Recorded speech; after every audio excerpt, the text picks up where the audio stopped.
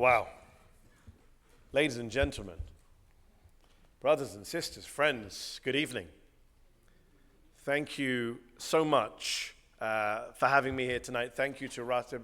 Thank you, Manal. Thank you, Know Thy Heritage. It is such an honor and privilege to be with you all tonight and to receive this award and, unexpectedly, this key. I look forward to getting the award. What a country Israel is.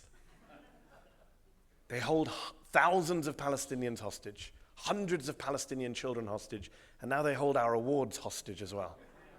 Wow. Well, I look forward to receiving it. I'm honored, I'm humbled. It means a lot to me, and thank you for that kind introduction, Manal. Look, I don't deserve this award. The award is for people who are actually, we have journalists right now who are actually risking their lives to tell us the story of Palestine, to tell us the story of Gaza. I actually want to dedicate this award to journalists in Gaza who have given their lives to tell us what is happening. I can go on TV and I can go on debates and say this and that, but I'm only as good as the information that I receive, and the information we're getting are from people on the ground who have literally given their lives for this. I want to dedicate this award in particular to Hossam Shabat, who was 23 years old when he was killed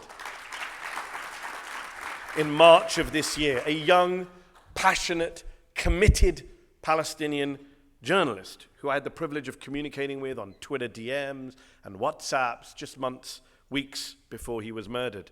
He gave everything at the age of 23 to tell us the truth, to tell us what is happening, to keep Gaza's voice alive. I have said it before and I will say it again. The Palestinian journalists, they are the best of us. They are the best of us. And that's so infuriating to see the way in which they are smeared and demonized, especially in death. And I think it's important for us to always keep that in mind. Ladies and gentlemen, for the past 2 years, we have watched a nuclear-armed power illegally occupy another land, bomb hospitals, schools, apartment buildings, drive out and displace people from their homes, kill and maim children, defy international law, and engage in openly genocidal rhetoric. And we have watched the entire Western world condemn that occupier and stand with the occupied people. Confused? Don't be, I'm talking about Ukraine. In Ukraine for the past 2 years, Russia has done all of those things that I mentioned. And the West has condemned Russia for all of those things that I mentioned, been outraged about all of those things, put sanctions on Russia for all of those things. And yet when hospitals and schools are bombed in Gaza, when kids are killed and maimed in Gaza, when people are displaced from their homes in Gaza by an illegal genocidal occupier, the West says nothing. The West does nothing. Because in Gaza, the victims are Palestinian. That's the reason. We can talk all day about geopolitics and foreign policy and this and that, but fundamentally, the victims are Palestinian. So they are unpeople. Their lives don't matter. They don't count. The last US president says you can't trust Palestinians. The current US president uses Palestinian as an insult, as a slur. He called Chuck Schumer, he said Chuck Schumer's no longer Jewish, he's a Palestinian. Only Donald Trump can be anti-Semitic and anti-Arab in the same sentence. But that's the country we live in now. It is difficult to overstate just how much anti-Palestinian racism there is in America right now, across the West. Just how much Palestinians have been uniquely, relentlessly, shamelessly dehumanized and demonized. It is infuriating to see day after day, week after week, in our mainstream media, in the hallways of power. And I am not Palestinian myself. I did not grow up in Gaza under siege. I did not grow up in the West Bank under occupation. I did not grow up in exile, denied a right to return, waiting, as so many Palestinian families have, with their literal keys from 1948 and 1967. But the truth is, and it's sad that I have to say this, but the truth is that you don't need to be a Palestinian to stand with Palestine. You only need to be human. Human. I was preparing for this speech tonight, and I tried to remember when I first became interested in Palestine, when I first started supporting the Palestinian struggle for self-determination. And I just couldn't remember. I couldn't come up with a date, a moment, a time in my childhood or my teenage years or in my education. And so the truth is that I want to tell myself and tell you all today that I've always supported Palestine for as long as I can remember. I've always stood with Palestine because this issue of Palestine, of Gaza, is not an issue of geography, of land, of borders, of lines on a map. It is a moral and spiritual test for each and every one of us. It is a mirror for all of us around the world. Palestine is about answering some very simple questions. Are you on the side of the occupied or the occupier? Are you on the side of the oppressed or the oppressors? Are you on the side of justice or injustice? It really is that simple. I know we want to say it's complicated. You'll notice people, the worst people, and I'll come to the worst people, the people who sit in the middle and say, I don't take a position. I don't have any skin in this game. I'm not pro-Israel or pro-Palestine.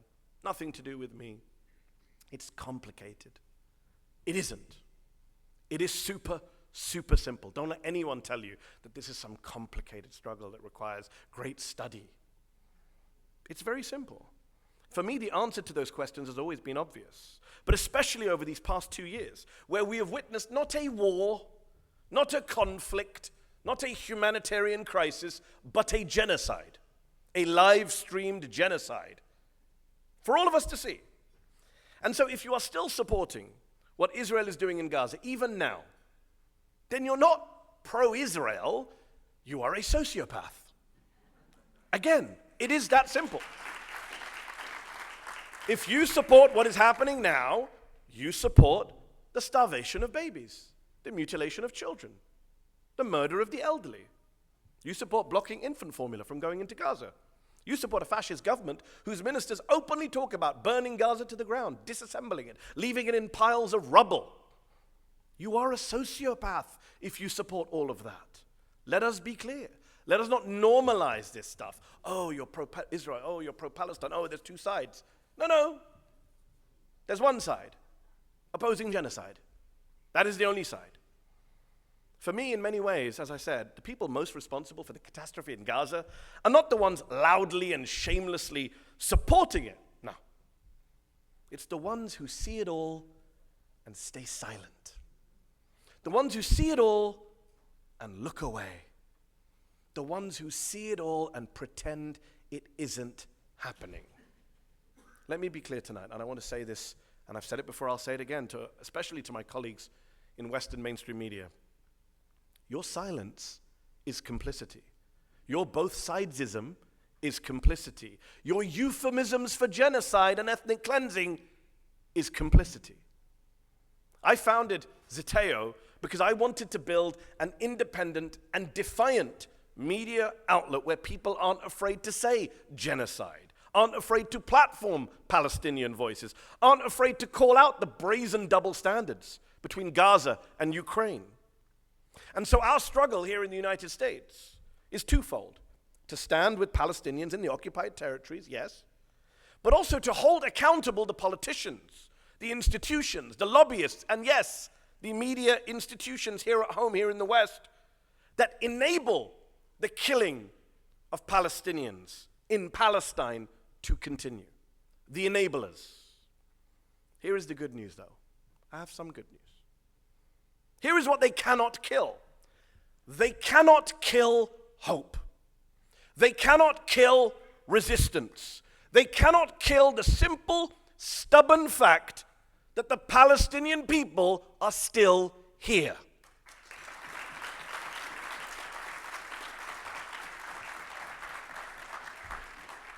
How many of you in this room are Palestinian? A lot of you. You're still here, right? I can't hear you. Let's do it louder. After 77 years of dispossession, are you still here? After 58 years of occupation, are you still here? After 2 years of this vicious, disgusting genocide, are you still here and speaking out? Yes, we are. All of us are. Palestinians and non-Palestinians. I'm not a Palestinian myself. And the sociopaths, they say to me, why do you care? You're not Palestinian. You're born in the UK. Your parents are from India. Why do you care? You're not Arab. Why do you care? It's a sociopathic question. Let me just be clear. But my answer is very simple. I say, as Dr. King said, that injustice anywhere is a threat to justice everywhere. I say, as Nelson Mandela said, that our freedom is incomplete without the freedom of the Palestinian people. And let me be clear, when I stand with Palestinians, when we all stand with Gaza right now, when we say free Palestine, we are also standing with the Rohingyas and the Uyghurs and the Kashmiris and the people of Sudan and the people of Ukraine. We're standing with every oppressed, occupied, persecuted people. Don't play your whataboutist games with us. We stand with occupied peoples everywhere. We are the side of moral consistency. And so yes, this is a dark time. Yes, we are living through a historic and brutal genocide. But please, my friends, and I say this everywhere I go, I travel a lot. I've just come back from Michigan. I say it everywhere I go. Do not fall into despair. That is what they want. Despair, hopelessness. Remember the words of Dr. King, who said the arc of history bends towards justice. But here's the thing. It does not bend on its own. We have to bend it towards justice. We have to pull it towards justice. We, you and I in this room, have to drag it towards justice. How do we do that? We tell stories of resilience and resistance. We elevate the stories and voices of Palestinians together. We march in the streets together. We challenge our elected representatives together. And we hold our mainstream media accountable together. The fight for a free Palestine and an end to the genocide is a fight not just fought in the West Bank, but in Washington, D.C., not just fought in Nablus, but in New York, across cities and power centers across the Western world. So your presence here tonight, your persistence in this movement, your refusal to be silenced is at the core of resistance, at the core of the freedom struggle, at the core of the ongoing fight for self-determination. My dear friends, let us commit tonight that we will not stop speaking out. We will not stop marching. We will not stop resisting. And remember this, if you want to be hopeful and not fall into despair, in one pretty crucial sense, in one pretty dramatic way, Palestine has already won. It has won the argument. It has won the argument. It has won the hearts and minds of millions, billions of people across the world, from South Africa to Spain, from Ireland to Indonesia, from Belgium to Brazil. Millions of people of every race, every religion, every background, who now know the truth, who now chant the chant, who now believe what was once unthinkable and unsayable, that one day soon, Palestine will be free. Thank you very much for your time. Thank you.